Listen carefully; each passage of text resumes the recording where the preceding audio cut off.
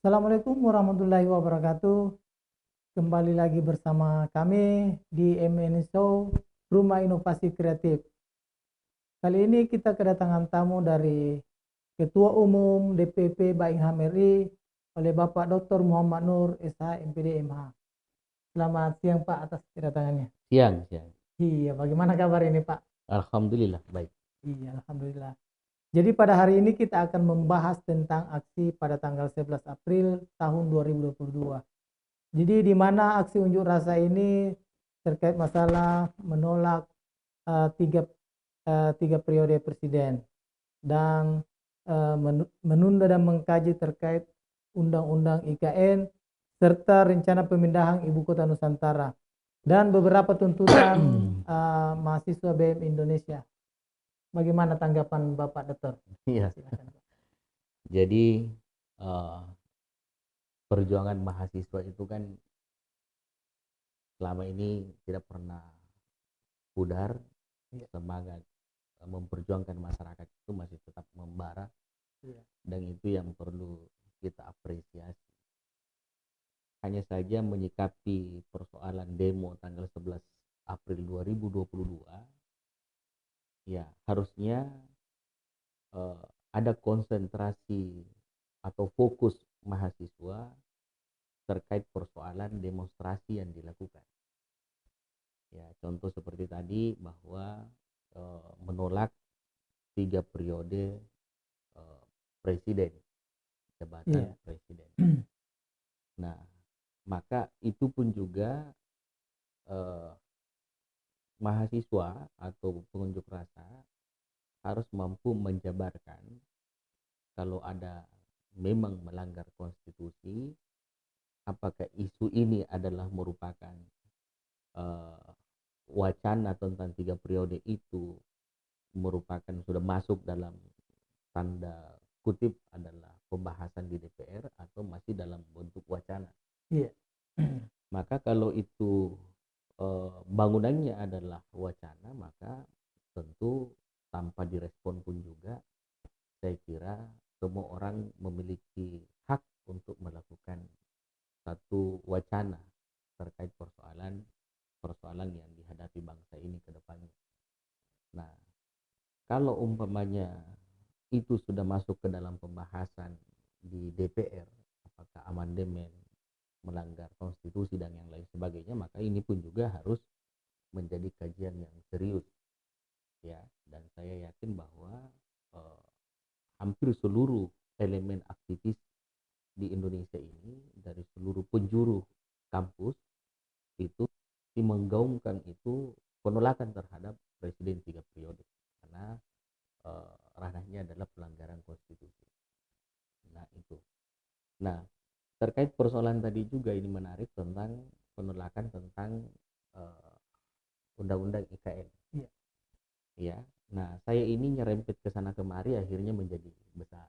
iya, Sehingga tidak ada fokus terkait persoalan tujuan daripada mahasiswa untuk memperjuangkan satu titik persoalan di negeri ini. Ya, bahkan ada yang menggaungkan tentang Jokowi mundur, dimaksudkan dan lain-lain sebagainya. Ini menurut saya terlalu nyerempet ke sana kemari. Sehingga apa tujuan daripada mahasiswa itu bisa jadi kalau kita dulu, kalau konsentrasinya memang menurunkan.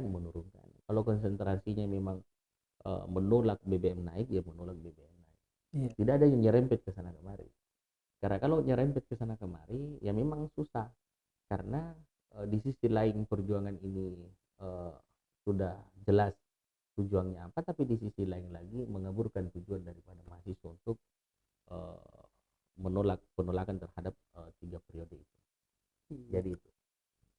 Jadi seperti kita lihat di TV-TV swasta itu bahwa ada juga sempat viral bahwasanya Bapak Ade Armando ini babak belur dikeroyok oleh massa dan nyaris ditelanjangi. Bagaimana pendapat itu Pak Dokter itu? Iya, ini lebih hebat lagi menurut saya, ya, lebih hebat lagi. Artinya keterkaitan masuk ke situ lagi yang jadi problem. Akhirnya menjadi isu-isu yang masuk lagi ke ranah sara, muncul lagi itu antara kadrun dengan kampret dan lain Iya. sebagainya. Ini artinya sudah masuk ke ranah kubu-kubu lagi. Ini semakin mempersulit perjuangan mahasiswa, ya kan, dicederai dengan hal-hal seperti ini. Apakah itu mahasiswa yang melakukan atau bukan? Kita tidak tahu. Menahu itu adalah ranahnya kepolisian. Tapi faktanya bahwa kejadian ini nyata terjadi. Bang Ade Armando ini ya, sementara viral ya sekarang, dipukuli di Taranjang dan lain sebagainya. Ya, adalah yang menyalahkan. Ada lagi isu, ini bahaya lagi ini. Ada yang menyatakan bahwa ini adalah suruhan orang-orang tertentu. Ada yang bilang suruhan polisi. Ada yang mengatakan bahwa pelakunya adalah apa lagi namanya, kadrun dan lain sebagainya. Ini nyerempet ke sana kemari lagi. Susah memang membangun konstruksi satu apalagi pembenaran atau kebenaran yang diungkap, karena bangunannya bangsa ini sekarang adalah saling mencurigai, saling memfitnah dan saling menuduh. Nah, ini problem yang harus dituntaskan. Iya kan? Saya kira bahwa tujuan kita sama. Tujuan kita adalah bagaimana negeri ini bisa maju, rakyatnya bisa sejahtera, ya kan? Ya, saya kira semua sama, tujuannya juga presiden sama, tujuannya juga masyarakat sama, dan semua elemen sama. Tujuan juga mahasiswa memperjuangkan hal-hal seperti itu. Iya. Nah, kalau itu dibangun di awal dengan bangunan saling mencurigai, saling fitnah, atau hanya dendam dan lain-lain sebagainya, maka semua tujuan ini tidak akan pernah tercapai.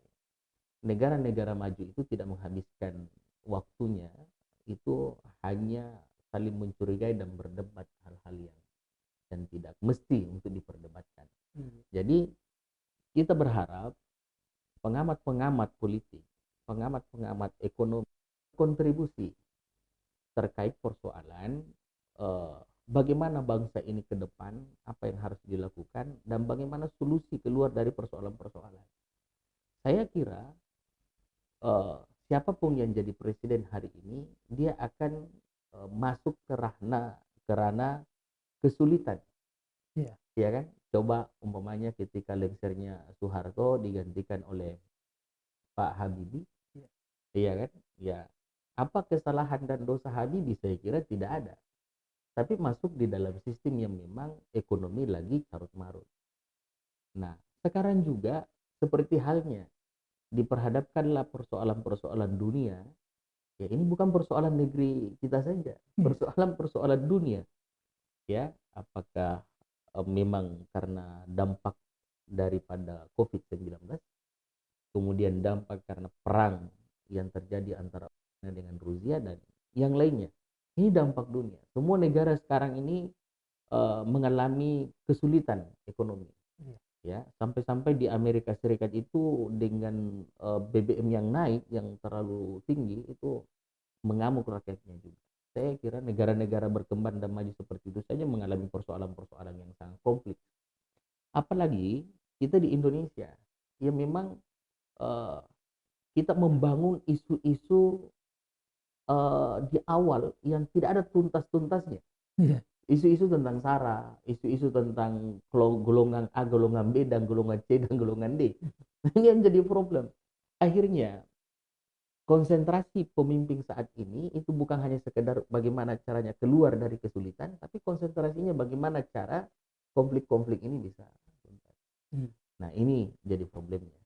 Jadi kita berharap ke depan, ya, perjuangan mahasiswa ini wajar, undang-undang melindungi. Tapi tentu yang sering didengungkan oleh orang-orang bahwa itu tidak ditunggangi oleh apapun dan kepentingan apapun. Dan saya meyakini bahwa perjuangan adik-adik mahasiswa ini murni karena gerakan hati nurani. Tapi yang kita sayangkan kalau ini diserempet ke sana kemari. Iya. Iya kan? Ya, ada yang terjadi sekarang, Pak Bang Ade Armando ini mendapat peristiwa seperti ini kan nyerempet lagi nih. Iya kan? Menyerempet lagi seolah-olah bahwa itu memang terjadi karena settingan ini, settingan itu, kan ribet masalahnya. Iya kan? Ribet masalahnya. Jadi saya kira orang harus bijak dalam memahami hal ini. Iya. Jadi yang terakhir ini yang cukup menarik juga perlu kita simak ini terkait masalah dengan adanya menolak tentang kenaikan harga BBM dan kelangkaan minyak goreng. Ini bagaimana cara menyikapinya ini Pak Dokter? Iya, artinya begini. Kita ini di negara ini kan selalu cerminannya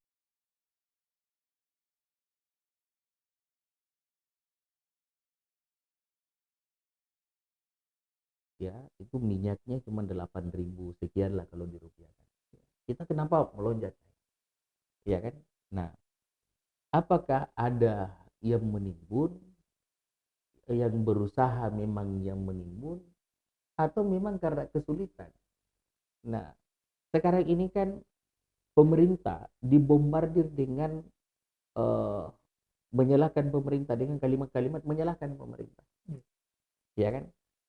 Nah, di sisi lain, kalau ini kita lihat ya dari sisi eh, apalagi namanya sumber daya alam negeri ini yang begitu melimpah, ya memang seperti orang tidak percaya kalau kita akan langka dari minyak itu. Nah, kan ada ranahnya. Kenapa bisa langka? Ya tentu pemerintah harus mencari tahu apa sebabnya. Kalau sebabnya sudah ditahu dan didapat, ya tentu bagaimana cara solusinya. Ya tuh, kelangkaan ini kan sampai hampir berbulan-bulan, sampai antri dan lain-lain sebagainya. Jadi, nah ini momen juga bagi pengamat-pengamat ekonomi yang lainnya. Ya, cuman satu, pemerintah salah, iya kan?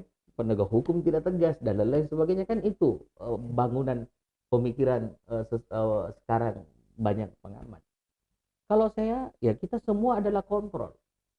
Cari tahu apa problemnya.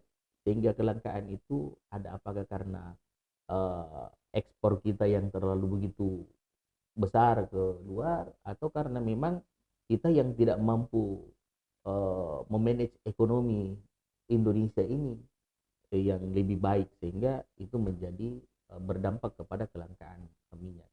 Kalau BBM itu hampir seluruh negara punya masalah tentang kenaikan BBM, dan saya kira itu menjadi masalah dunia. Ya, cuma kan rakyat tidak mau tahu problem itu.